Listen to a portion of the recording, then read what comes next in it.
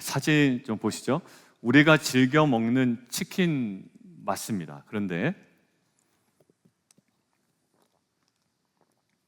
자세히 보면 조금 이상한 점을 좀 발견하실 수 있을 거예요. 그 다음 화면 한번 보시겠습니다. 저 부분인데 담배꽁초가 함께 튀겨진 겁니다. 그러니까 음식에 보상을 받으려고 일부러 아무것도 들어있지 않은 음식에 이물질을 집어넣는 경우가 가끔 있어요.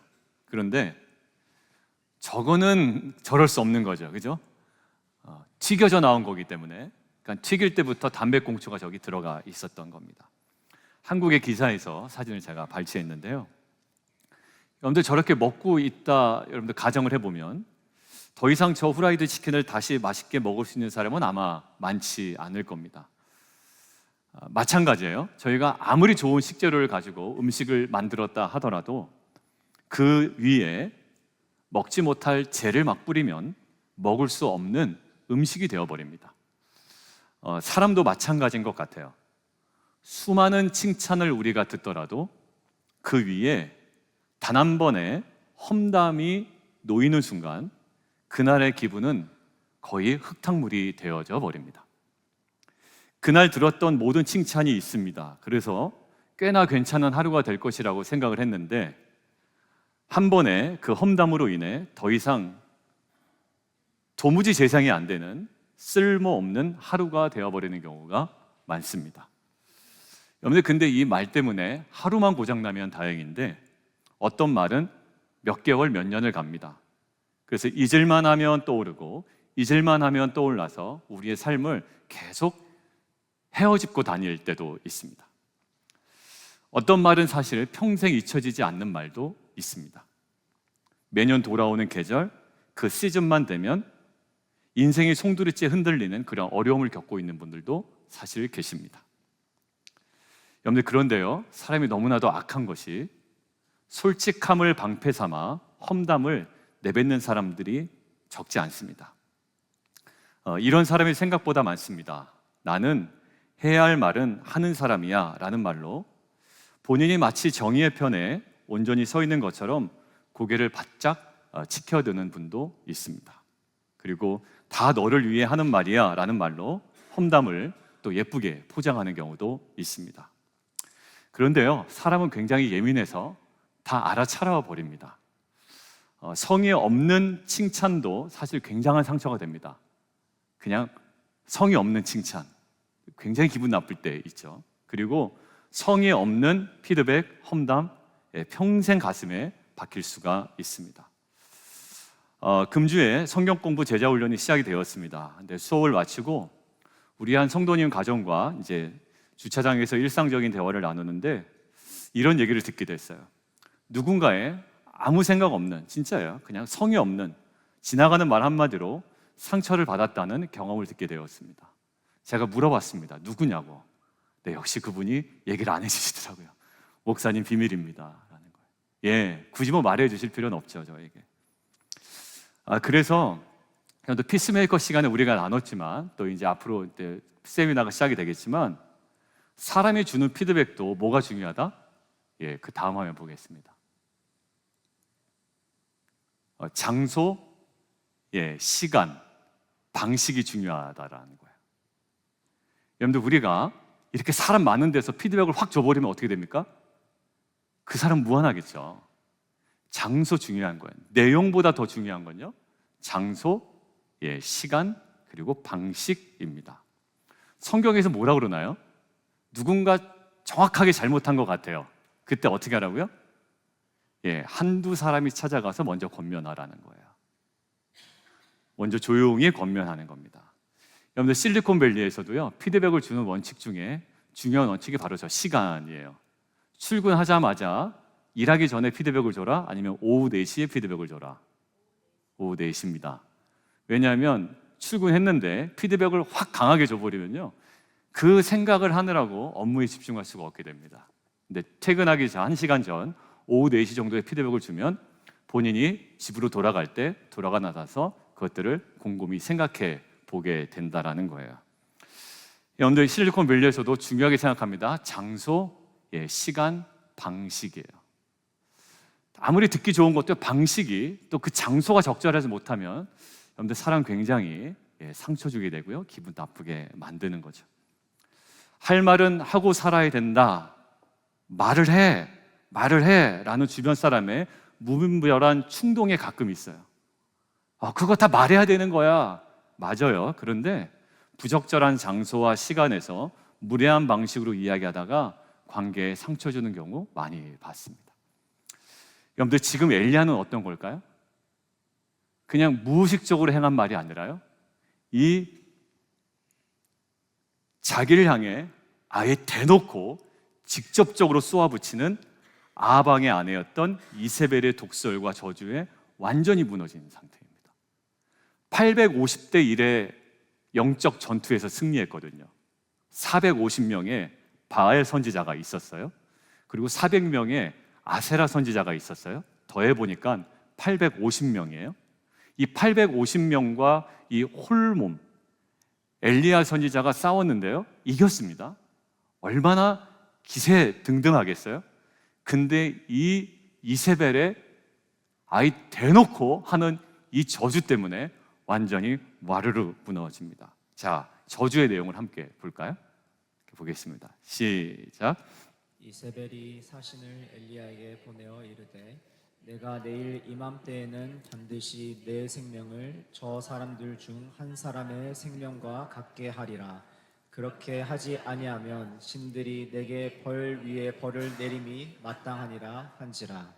여러분들, 이게 그냥 지나가는 얘기가 아니라요, 내가 너 반드시 죽일 거야 라는 겁니다.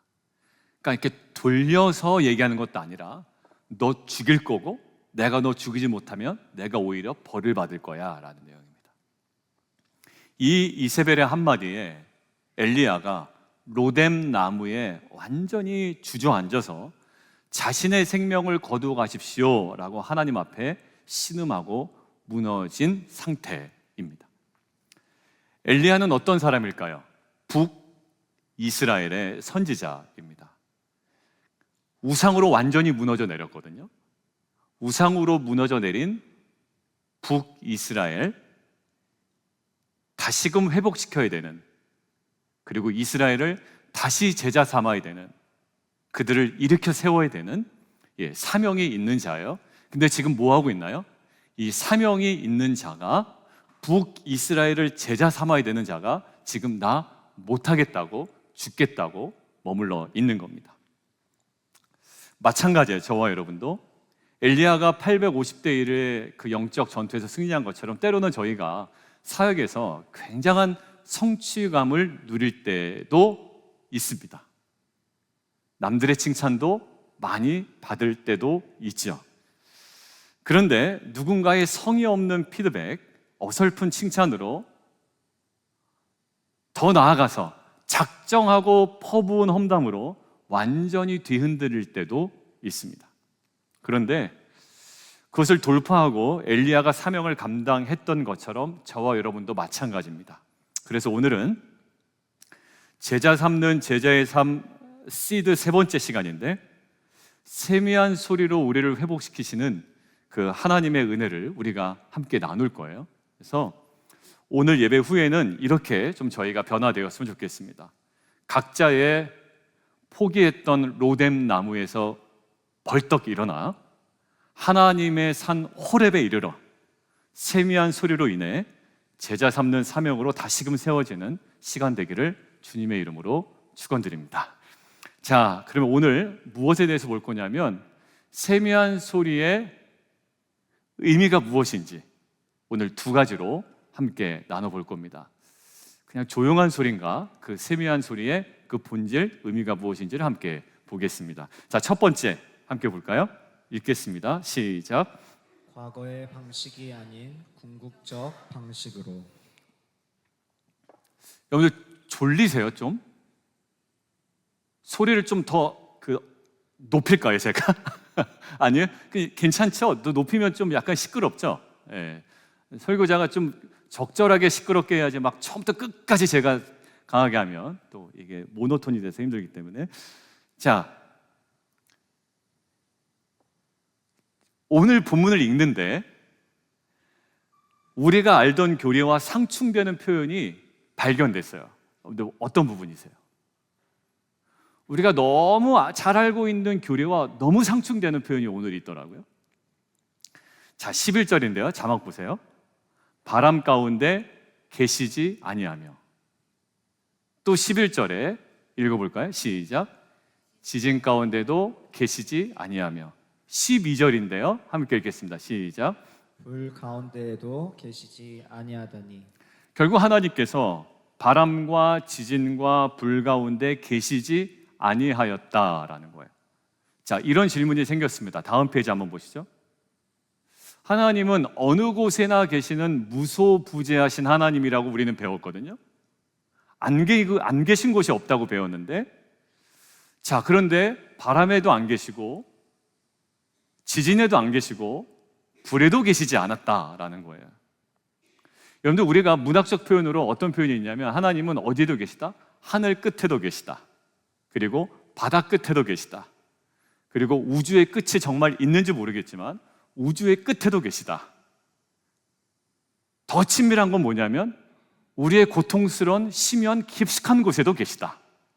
그러니까 어디든지 계시다. 이게 우리의 신앙 고백이었거든요. 무소부재하신 하나님. 근데 오늘 본문은 안 계시다라는 거예요. 자, 이 말을 어떻게 해석해야 될까라는 거죠. 자, 이 말은 하나님이 실제적으로 그곳에 존재하지 않으신다라는 말이 아니라 오늘 본문과 문맥을 살펴보면 하나님이 그러한 방식으로 일하지 않으셨다라는 말이에요. 방식의 문제라는 말이죠. 정말 존재하지 않으신 게 아니라 엘리야에게, 지금 힘들어하는 엘리야에게 이 시즌에 그런 방식으로 일하고 싶진 않으셨던 것 같아요. 하나님께서 바람 가운데도 계시지 않았고 지진 가운데 계시지 않고 불 가운데 계시지 않았다는 말은 바람으로, 지진으로, 불로, 그런 방식으로는 지금 엘리야에게 일하지 않으셨다라는 거예요. 자, 그런데 하나님은 구약만 이렇게 저희가 조금만 살펴보더라도 바람으로 일하시고 지진으로 일하시고 그리고 불로도 일하셨습니다. 창세기 8장 1절 함께 보겠습니다. 읽어볼까요? 시작. 하나님이 노아와 그에 함께 방주에 있는 모든 들짐승과 가축을 기억하사 하나님이 바람을 땅 위에 불게 하심에 물이 줄어들었고. 예, 노아의 홍수 이후의 장면인데요. 바람을 통해서 물을 마르게 하셨습니다. 자, 그리고 다음 구절 함께 볼까요? 창세기 14장 읽습니다. 시작. 모세가 바다 위로 손을 내밀매 여호와께서 큰 동풍이 밤새도록 바닷물을 물러가게 하시니 물이 갈라져 바다가 마른 땅이 된지라. 자, 홍해 앞에 선 이스라엘 백성들을 하게 하나님께서 무엇으로 역사하셨냐면 물론 말씀으로도 역사하셨지만 실제로 바람으로 역사하셨습니다. 우리 웨슬리 교회 지금 그 직전에 담임 목사님이셨던 조경성 목사님이 마지막 저희와 작별할 때 말씀 나눴던 거 기억나시죠? 밤새도록 뭐가 불었다? 동풍이 불었다라는 거야. 그 바람으로 계속 물을 마르게 하시고 물을 세우시고 그렇게 길을 내셨다라는 거예요. 바람으로 역사하셨습니다. 자, 그러면 지금 엘리야가 뭐라고 느낄까요? 오늘 본문을 보면 엘리야가 경험한 바람이 어떤 바람이냐면 그 강한 바람이 산을 가르고 바위를 부수고 있습니다. 그러면 엘리야는 어떻게 생각을 할까요? 이제 하나님이 그 강한 바람, 산을 가르고 바위를 부수는 바람을 통해 나에게 저주를 퍼부었던 그 이세벨이라는 독한 여자를 무찌르시겠구나, 쓸어버리시겠구나, 이런 생각이 들 겁니다. 그런데 강한 바람에 계시지 않으셨대요. 결국 강한 바람으로 역사하지 않으셨다라는 겁니다. 그 후에 뭐가 일어납니까? 지진이 일어납니다. 자, 엘리야는 누구보다도 이스라엘 역사에 대해서 잘 알던 사람이었을 거예요. 그래서 지진을 통해서 하나님께서 일하신 것들 너무나도 잘 알고 있습니다. 여러분들 하심탐사 성경 공부하신 분들은 그리고 최근에 우리가 묵상했던 본문이기 때문에 아마 기억이 날 겁니다. 자, 한번 볼까요? 읽습니다. 시작. 들에 있는 진영과 모든 백성들이 공포에 떨었고 부대와 노략군들도 떨었으며 땅도 진동하였으니 이는 큰 떨림이었더라. 이게 어떤 모습이냐면 요나단이 블레셋을 공격할 때 장면입니다. 근데 요나단의 어떤 군사력으로 하나님께서 일을 행하신 것이 아니라 무엇으로? 큰 진동으로, 떨림으로, 지진으로 하나님께서 역사하셨어요. 자, 그러면 바람으로는 역사하지 않으셨지만 엘리야가 느끼는 이 지진이 엘리야에게는 어떤 느낌으로 다가올 거예요? 결국 하나님께서 땅에 큰 진동을 일으키셔서 그 이세벨과 아합과 그 모든 우상 섬기는 자들을 어떻게 해요? 멸하시지 않을까라며 기대할 겁니다. 그런데 하나님께서는 지진 가운데 계시지 않으셨습니다. 무슨 말일까요? 지진으로 역사하지 않으셨다라는 거예요. 그 다음 불이 임합니다. 자, 그런데요,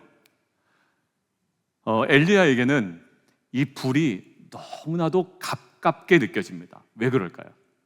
지금 열왕기상 19장인데 바로 열왕기상 18장에 보면 850대 1의 영적 전투에서 바알 선지자와 아세라 선지자를 하나님께서 무엇으로 무찌르셨냐면 불로 무찌르셨거든요. 한번 보겠습니다.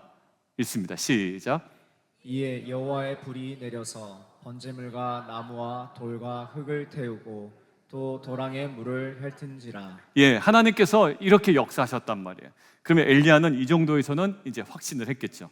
하나님께서는 최근 사건처럼 그 불로 아합과 이세벨을 쓸어버리려고 지금 하시는구나라는 생각이 아마 들 겁니다.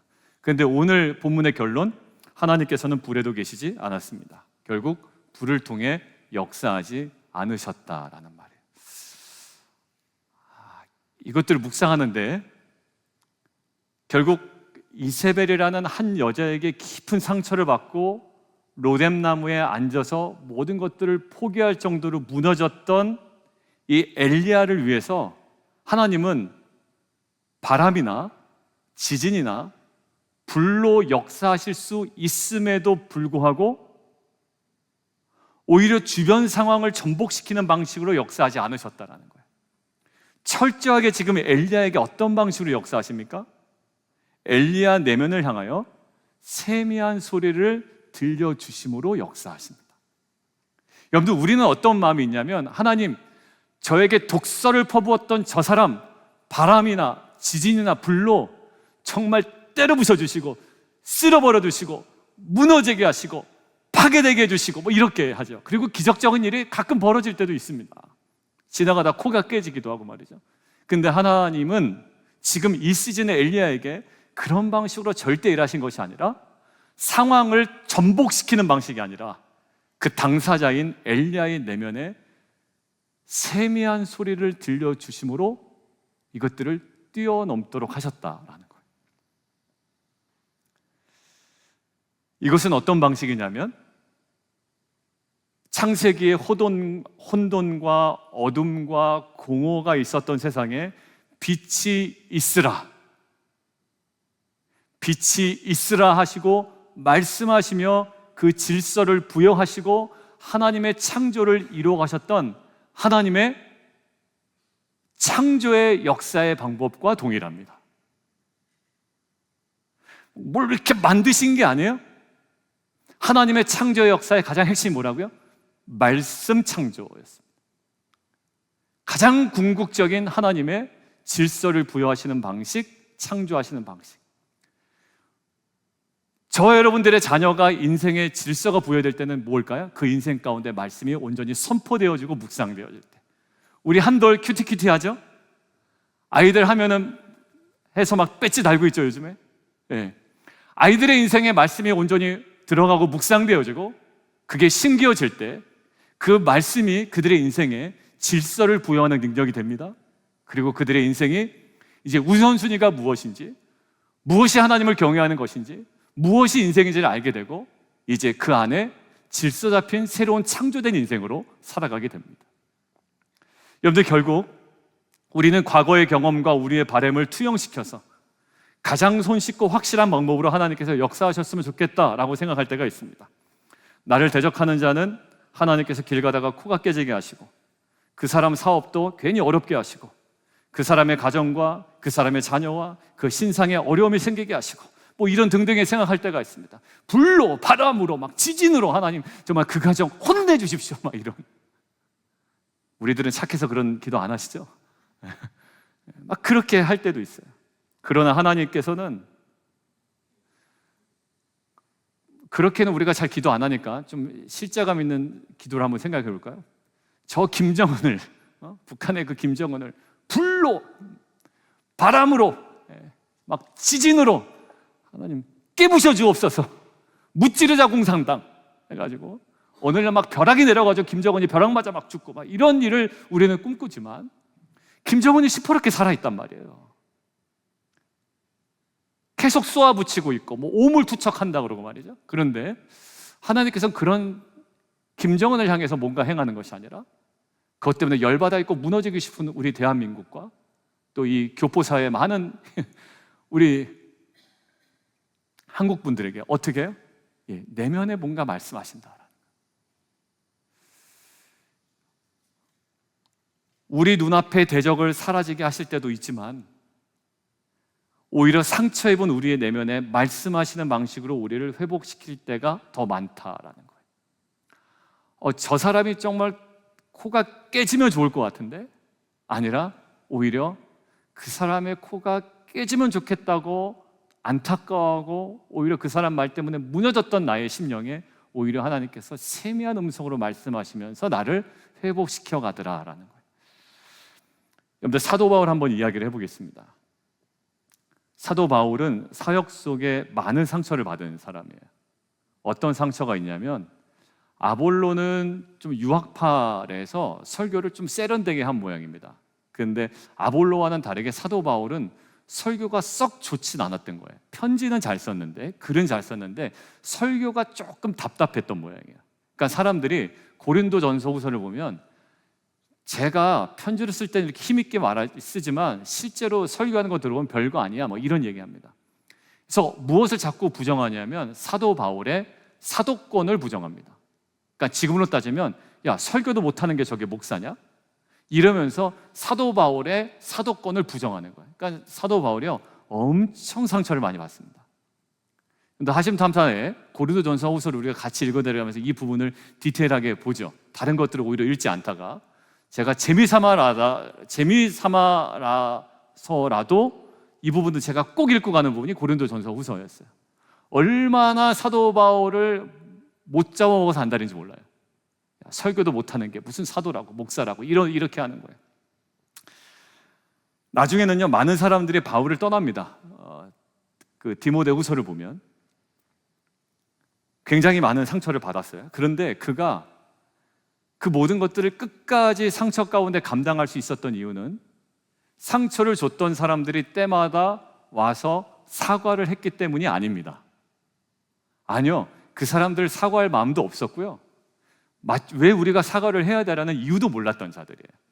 그런데 그가 사도 바울이 그 당사자들에게서 사과를 받지 못함에도 불구하고 그 억울하고 분한 마음과 상처를 가지고 사역을 할 수 있었던 단 한 가지 이유는 뭐냐면 사도 바울의 디모데 후서에 있는 표현입니다. Stand by me. 주님께서 내 곁에 서서 늘 뭐 하셨다? 말씀하셨다라는 거예요. 여러분들 그들이 코가 깨져서 사도 바울이 깔깔대고 웃으면서 사역의 동력을 얻은 게 아닙니다. 여전히 그들은 기세등등했고 여전히 그들의 사도권을 부정했던 자들이에요. 그들이 없어지지도 않고 그들이 망하지도 않았습니다. 그럼에도 불구하고 그들 때문에 무너지지 않을 수 있었던 단 한 가지 이유는 사도 바울 내면에 끊임없이 하나님께서 세미한 음성으로 말씀하셨다라는 거예요. 여러분들 예수님도 마찬가지입니다. 예수님은 십자가에서 외상만 입은 것이 아니라 종교 지도자들과 유대인들의 말 한마디에 마음의 상처를 깊게 받으셨습니다. 그런데 예수님도 그들의 사과를 받아 기분이 좋아져 사역하신 것은 없습니다. 오히려 끝까지 더 강력하게 예수님을 대적합니다. 그런데 예수님도 세미한 소리, 그 세미한 음성이 있는 새벽 미명의 기도의 자리로 나아가 하나님으로부터 들려오는 그 세미한 소리를 듣고 한 걸음 한 걸음 골고다 언덕을 향해 그 사명을 감당해 나가십니다. 무엇으로요? 그 새벽 미명에 예수님께 들려오는 아버지의 그 세미한 음성으로 그것들을 감당해 냅니다. 여러분들, 엘리야 보십시오. 이세벨은 끝까지 엘리야에게 사과 한마디 없습니다. 근데 엘리야는 더 이상 이세벨의 독설에 저주에 매이지 않습니다. 분명히 이세벨의 독설에 완전히 무너졌던 엘리야거든요. 근데 이제 이세벨의 독설에 매이지 않게 됩니다. 여러분들을 향한 누군가의 성의 없는 말들이나 독설로 인한 상처가 있다면 하나님께서는 그 사람의 코를 깨시는 것으로 역사하지 않으신다는 것 기억하십시오. 오히려 그 사람 더 잘 될 수도 있습니다. 오히려 그 말들로부터 매이지 않고 나를 자유롭게 할 하나님의 세미한 소리, 그 음성을 통해 우리 안에, 또 저와 여러분의 내면 안에 역사하실 줄 믿습니다. 그렇기 때문에 여러분들 굉장히 속상할 때 그 심정으로 여러분들 편안한 사람 찾아가 그 사람 또 뒷담화하기 전에 그냥 애통한 마음을 가지고 말씀과 기도의 자리로 나아가십시오. 그렇다면 그곳에서 들려지는 하나님의 세미한 음성으로 말미암아 저와 여러분의 삶이, 너무나도 와르르 무너졌던 삶이 새로운 그 말씀으로 인한 창조의 질서 가운데 궁극적인 회복의 은혜를 경험하게 될 줄 믿습니다. 자, 그렇다면 하나님께서 엘리야에게 주신 세미한 음성의 내용은 무엇일까라는 거예요. 자, 두 번째입니다. 함께 읽겠습니다. 자, 시작. 위로 우선이 아닌 사명 우선으로. 자, 오늘 본문에서 엘리야의 심정을 고스란히 드러내는 구절이 있는데 10절과 14절이 토시 하나 틀리지 않고 동일합니다. 엘리야의 정말 답답한 심정입니다. 어떤 심정이었는지 함께 읽겠습니다. 시작. 내가 만군의 하나님 여호와께 열심히 유별하오니 이는 이스라엘 자손이 주의 언약을 버리고 주의 제단을 헐며 칼로 주의 선지자들을 죽였음이오며 오직 나만 남았거늘 그들이 내 생명을 찾아 빼앗으려 하나이다. 오늘 읽은 10절과 14절입니다. 동일합니다. 지금 19장 10절은요, 호렙산에 이르자마자 엘리야가 투덜댔던 자기의 심정이고요, 그다음에 바람으로도, 그리고 지진으로도, 또 불로도 하나님께서 역사하지 않으시고 미세한 소리를 들려주기 시작할 때쯤 엘리야에 있었던 두 번째 심정이 14절입니다. 안 변해요. 똑같습니다. 뭘 주장할까요? 첫 번째, 나는 하나님께 대하여 열심히 있는데 다른 사람들은 그렇지 못한 것에 대한 불만. 첫 번째, 불만. 두 번째, 결국 자신만 남은 상황에 대한 자기 연민. 세 번째, 자기의 목숨도 연명하기 힘든 상황에 대한 두려움입니다. 간 타인에 대한 불만, 자신에 대한 연민, 상황에 대한 두려움. 이게 온통 집약된 게 지금 10절과 14절 내용입니다. 이런 엘리야에게 어떤 메시지가 제일 필요할 것 같아요? 위로의 메시지가 제일 필요할 것 같습니다. 어떤 메시지야? 야, 엘리야야, 오해하지 마라. 너만 남은 게 아니라 사실 바알에게 무릎 꿇지 않은 7,000명이나 더 있다 라는 이 메시지가 먼저 주어지면 좋을 것 같은데, 이 메시지는 오늘 본문 어디에 위치해 있나요? 맨 마지막 18절에 위치해 있습니다. 오히려 그보다 더 엘리야에게 먼저 임한 첫 번째 메시지가 있습니다. 자, 15절 성경을 통해서 보시죠. 15절에 여호와께서 그에게 이르시되, 이제 미세한 소리가 있었고요, 세미한 소리가 있었고, 실제적인 첫 번째 메시지가 15절에 등장하는 겁니다. 자, 뭐라고 이야기하냐면 너는 내 길을 돌이키라 라는 이야기입니다. 너는 내 길을 돌이키라. 왔던 길로 다시 돌아가라. 이세벨이 그를 죽이려고 했던 이스라엘을 다시 통과하라는 겁니다. 자, 세미한 명령 뭐였습니까? 두려움을 맞서라는 명령을 받은 거예요. 여러분들, 적이 곁에 없어서 두렵지 않다면 궁극적인 승리는 아닐 겁니다. 적이 옆에 없어서 생기는 그냥 평안함은 실제적인 궁극적인 승리는 아니죠. 오히려 회피일 뿐입니다. 그래서 없는 쪽으로 돌아가는 것은 회피예요. 그런데 있는 걸 알면서도 가는 것은 뭘까요? 적에 대한 공포를 이겨냈을 때 진정한 승리가 됩니다. 자, 결국 하나님께서는 엘리야가 그렇게 승리하기를 원하셨고 엘리야가 그렇게 믿음이 회복되기를 원하셨던 거예요.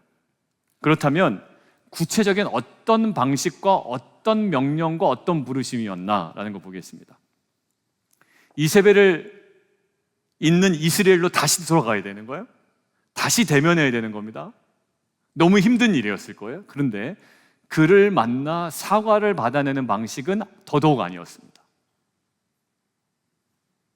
야, 너 마음 아프게 한 그 사람한테 가서 사과를 받아내. 우리도 사실 마음에 너무 힘들 때는 그 사람이 나한테 와서 제가 그때 그렇게 얘기한 거 죄송합니다. 그 자리에서 그렇게 얘기하는 게 아니었는데 집사님, 장로님, 목사님, 제가 좀 무례한 것 같습니다. 내용은 나쁘진 않았는데 제가 그때 그 자리에서 그렇게 얘기하는 게 아니었습니다. 여러분들, 이런 사과를 받으면 기분이 좋잖아요? 근데 사실 자신이 뭘 잘못하지도 모르는 사람은 사과의 필요조차를 못 느끼기 때문에 여러분들, 이거를 기대하는 건 매우 힘듭니다. 여러분들, 그러면 이 미세한 소리를 통하여 이세벨을 대면해서 사과를 받아내는 방식이 아니었다면 무엇이었을까?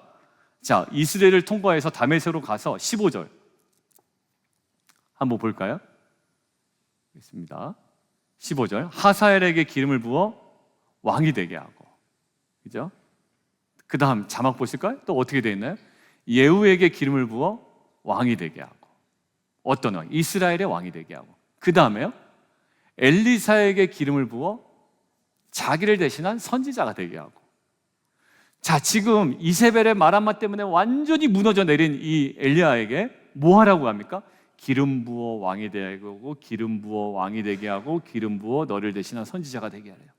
사명을 주시는데 어떤 인물을 일으키는 사명을 주십니다. 아니, 그 사람 한마디 때문에 완전히 무너져 내렸다니까요. 그런데 위로의 메시지는 나중에 18절에 나오고 세미하게 뭘 들려주시냐면 엘리야가 마땅히 감당해야 할 그 사람을 세우는 사명을 허락해 주십니다. 저와 여러분들 잘 생각해 보세요.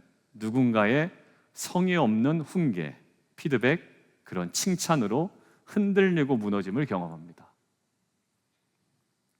할 말은 해야 돼 라고 알겠는데 시간과 장소와 방식에 적절하지 않음으로 인하여 너무 힘든 분들이 많이 계세요. 아니, 거기서 왜 그렇게 얘기하셨대요? 그냥 조용히 사랑하는 마음으로 개인적으로 찾아와서 얘기해도 되는 거예요. 맞아요. 여러분들, 그것 때문에 힘듭니다. 아, 저 안 할래요. 그만둘래요. 여러분들, 그 무의식 중에 그 사람이 한마디 때문에도 이렇게 막 기분이 나빠서 그만두고 싶은데, 작정하고 달려든 이세벨, 이 저주의 엘리야의 심정이 어떻겠어요? 완전 무너져 내렸을 거예요. 그런데 정작 그렇게 말을 한 대상은 아무 생각이 없는 거예요. 사과할 생각도 없고 사과해야 할 이유도 모르고 있습니다. 그런 모습을 가만히 보면 더 분노하고 더 마음이 힘들어질 때가 있어요. 아니, 지가 잘못한 걸 저렇게 못 깨닫나? 막 이럴 때가 마음이 더 힘들어지는 거예요. 그러니까 아프게 한 사람은 두 발 뻗고 자는데 상처 입은 사람은 계속 그거 생각하다가 전전긍긍하는 경우를 많이 봤어요. 그때 하나님은 그 사람 코가 깨지는 방식이 아니라 그 사람의 마음에 미세한 소리로 뭘 주냐면 사명을 주시더란 말이에요.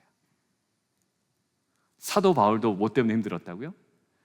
저거 무슨 목사냐? 저 설교하는 거 보니까 목사 자질도 없는데 저게 무슨 사도라고 맨날 주장하고 돌아다니냐? 라고 그 험담으로 지쳤던 거예요. 완전 너덜너덜해졌을 겁니다. 사람들에게 인정받지 못하지? 맨날 자신을 험담하지? 자, 그런데 육체적인 핍박도 받습니다. 그런데 어디까지 가냐면 종교재판 자리까지 가는 거예요. 온갖 모함과 공격을 당합니다. 여러분들 재판 한번 해보신 경우 있으세요?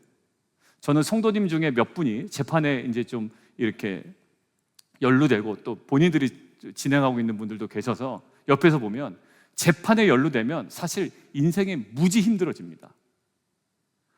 막 이어지는 재판, 또 신문, 막 여러 가지 노출되다 보면 너무 힘들어져요.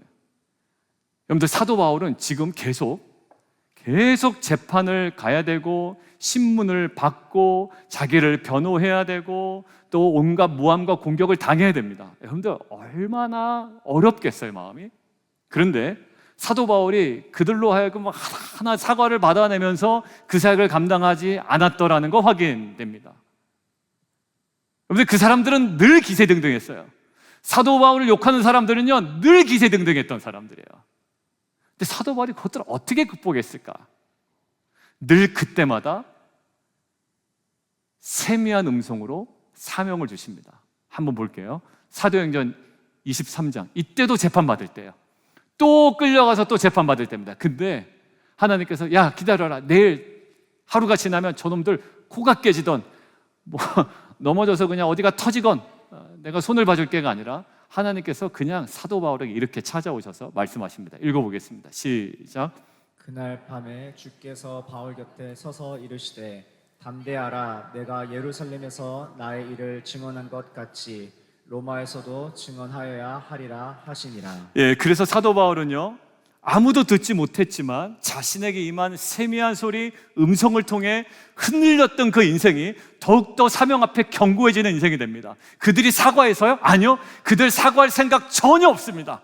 오히려 계속 험담을 하고 있습니다. 물고 뜯고 하고 있습니다. 그런데 오히려 더욱더 견고해집니다. 무엇으로요? 그들의 사과가 아니라 세미한 음성으로 찾아오신 주님의 사명의 부르심 앞에 사도 바울은 더욱 견고해지더란 말이에요. 지난 몇 주 동안 다양한 이유로 제가 좀 마음이 어렵고 흔들렸던 시간이 있었습니다. 그런데 저를 지난주에 회복시켰던 장면이 하나 있어요. 뭐냐면 지난주 금요일에 새롭게 부부 제자도가 시작이 되었습니다. 그래서 지난 학기에는 우리가 5가정 2반으로 나눠서 했는데 지금은 이제 저녁마다 이제 스케줄이 있어요. 뭐 큐티 나눔 방도 가야 되고 다른 뭐 교육도 있고 그래서 금요일 저녁만 됩니다. 그래서 딱 2가정만 섬기겠다라고 제가 이제 말씀드렸잖아요. 근데 초과해서 지원을 해주셨어요. 그래서 다른 가정한테는 제가 말씀드렸습니다. 다음번에 좀 들어주시면 좋겠다라고 말씀을 드리고 이제 2가정만 이번에 금요일 날 시작을 했습니다. 자, 그런데 금요일에 이제 부부 제자들을 왜 신청하셨는지 이제 아마 이제 뭐 아시겠죠. 우리 누가 신청하셨는지 제가 기도 제목도 올릴 거기 때문에. 그래서 왜 신청하셨습니까? 어떤 동기로 신청하셨습니까? 어떤 걸 기대하십니까? 이렇게 여쭤봤어요. 그런데 그 이야기를 좀 듣는 중에 그리고 그 중에 한 가정과 훈련을 마치고 교회 주차장에서 이야기를 나누는 중에 이번 주에 전하는 말씀과 동일한 그 세미한 음성이 저한테 들리는 것 같았어요. 그분이 저한테 얘기한 건 아닙니다. 근데 그분은 어떻게 오게 됐는지, 최근에 본인의 상황이 어떤지를 이렇게 부부가 이렇게 얘기를 해주셨어요. 너무 선명한 소리였는데 어떤 소리였냐면 잘 들어보세요. 이 말씀이 어떤 말씀이었죠? 너무 무너질 것 같았죠, 엘리야가. 그 소리 때문에 너무 힘들었잖아요. 엘리야의 그 미친 그 여인, 그 정말 정신 나간 여인의 신경 안 써도 되는 말이지만 그것 때문에 완전 지금 넉다운이 된 거 아닙니까? 근데 그렇게 무너졌던 엘리야가 하나님의 세미한 음성으로 회복되죠. 근데 어떤 음성이에요, 내용이? 기름을 부어 왕이 되게 하고, 기름을 부어 이스라엘 왕이 되게 하고 예후를, 그리고 기름을 부어 너를 이을 선지자가 되게 하라. 사람을 세우는 일이었죠. 너무 힘들어서 죽겠다고 했던 엘리야가 사람 세우는 사명의 미세한 소리를 듣고 회복되죠. 결국 어떤 마음이 들었냐면, 주님, 이 귀한 부부들을, 두 부부인데 두 쌍의 커플을 온 마음 다해 온전히 섬겨 더욱 정말 영롱하게 빛나게 해야 한다는 하나님의 온전한 부르심인 줄 믿습니다. 그냥 훈련할 수 있어요.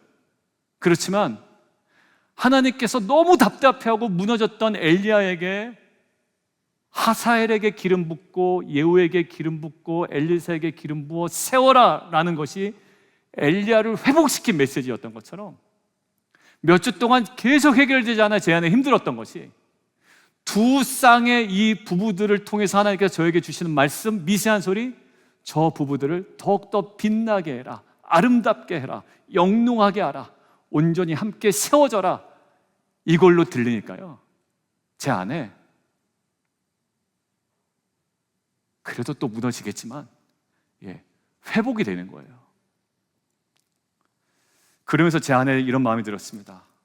주중 성경 공부, 그리고 주일 성경 공부뿐만 아니라 이제 금주부터 시작되는 피스메이커에 함께하는 분들, 정말 귀하게 세워나가는 것에 내가 집중할 때 이세벨의 독설과 같은 안 좋은 영향력으로부터 이제 내가 자유로워질 수 있다라는 저를 향한 하나님의 미세한 소리가 들리기 시작했습니다. 여러분들, 그래서 어제 이 말씀을 제가 정리하면서 제가 아멘 했습니다. 아멘, 맞습니다. 그래서 이 말씀을 붙들고 훨씬 마음의 자유함이 역사하는 것들을 경험하게 되었습니다. 여러분들, 그 사람이 저에게 사과해야 이제 마음이 풀릴까요? 하지 않아도 될까요? 네, 하지 않아도 돼요. 그 전까지는 사과를 좀 해줬으면 좋겠더라고요. 좀 깨달으면 안 되나? 이런 마음이. 나도 그러면 나도 사과할 텐데. 이런 마음. 근데 여러분들, 이게 모르면 그냥 지나가는 거예요. 그 사람은 전혀 의도하지 않았던 말일 수도 있잖아요. 그 미세한 음성이 저를 정말 자유롭게 하더라고요. 그래서 그냥 됐어 이제. 왜? 하나님께서 집중하도록 하신 그 일이 있기 때문에 그렇습니다. 말씀 마무리합니다. 찬양팀들 나와주세요. 우리가 흔들리고 무너질 때 누군가의 그 독설 때문에, 아니요, 전혀 깊이 묵상하지 않은 험담과 칭찬과 부적절한 피드백 때문에 우리가 막 흔들릴 때가 있단 말이에요. 그런데 그들의 코가 깨지는 우리가 기대하는 방식, 여러분들 기대하지 마세요. 하나님 그렇게 무식하게 일하시는 분 아니에요. 나의 대적은 코가 깨지고 나는 편안, 아니요, 그렇지 않습니다. 어떻게 만드신다고요? 막 초자연적인 사건으로, 막 바람으로, 불로, 지진으로 역사하는 게 아니라 그것 때문에 온통 마음에 흔들려하는 내 중심의 하나님은 미세한 음성을 계속 주신다고요. 그래서 우리가 감당해야 할, 우리가 걸어가야 할, 돌파해야 할 사명을 주십니다. 여러분도 직접적인 사과를 받지 못해도, 현실적인 보상을 누리지 못해도 설교를 통해서, 그리고 묵상을 통해서, 그리고 기도를 통해서, 누군가의 대화를 통해 여러분들 어디에 귀를 기울이시냐면 세미한 하나님의 음성을 듣고 이제 어디요? 사명의 자리로 나아가 그 모든 내가 자유롭지 못했던, 나를 붙잡고 있었던 모든 상황으로부터 궁극적인 자유와 승리를 경험하는 저와 여러분 되기를 주님의 이름으로 축원드립니다.